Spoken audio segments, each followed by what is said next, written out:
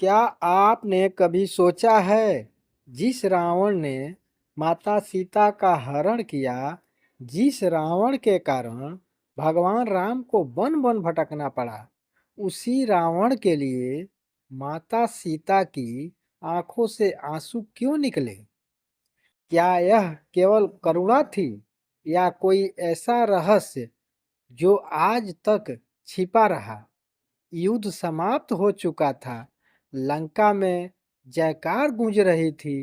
राम की सेना विजयी थी, पर एक कोना मौन था।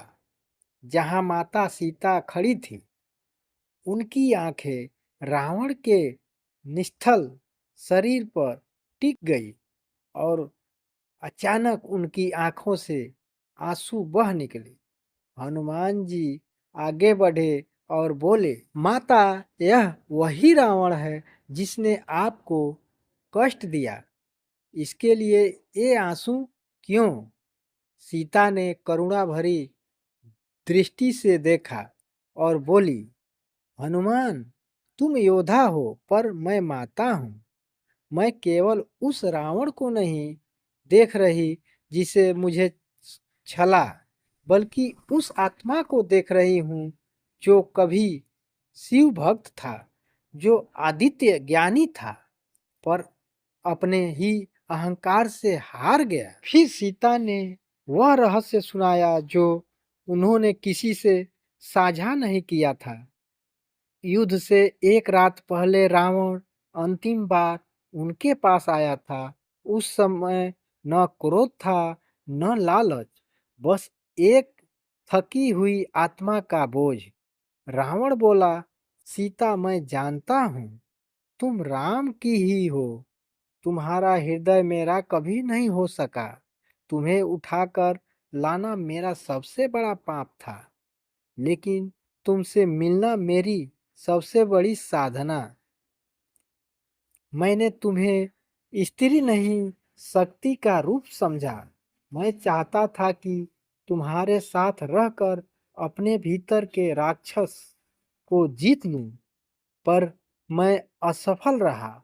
जब मेरा अंत हो, सब मुझे राक्षस समझे, पर तुम मुझे उस साधक के रूप में देखना जो असफल हो गया। और सीता, जब मेरा शरीर धरती पर गिरे तो एक आंसू बहाना, उस रावण के लिए जो संसार को बदल सकता था, पर स्वयं को नहीं बदल पाया। सीता बोली, उस रात मैंने रावण की आंखों में गहरी पीड़ा देखी। वह रो रहा था, हार के कारण नहीं, बल्कि अपने ही पतन और कुकर्मों के लिए। लक्ष्मण जी ने प्रश्न किया, माता, यदि रावण इतना विवेकशील था तो उसने अपने पाप क्यों न छोड़े? सीता ने उत्तर दिया, क्योंकि उसका मन तीन दिशाओं में बांटा था, ज्ञान, भक्ति और अहंकार। अंत में अहंकार ने उसे निगल लिया। भगवान श्री राम ने सीता का हाथ थामा और कहा, सीता, तुम्हारा हृदय असीम है।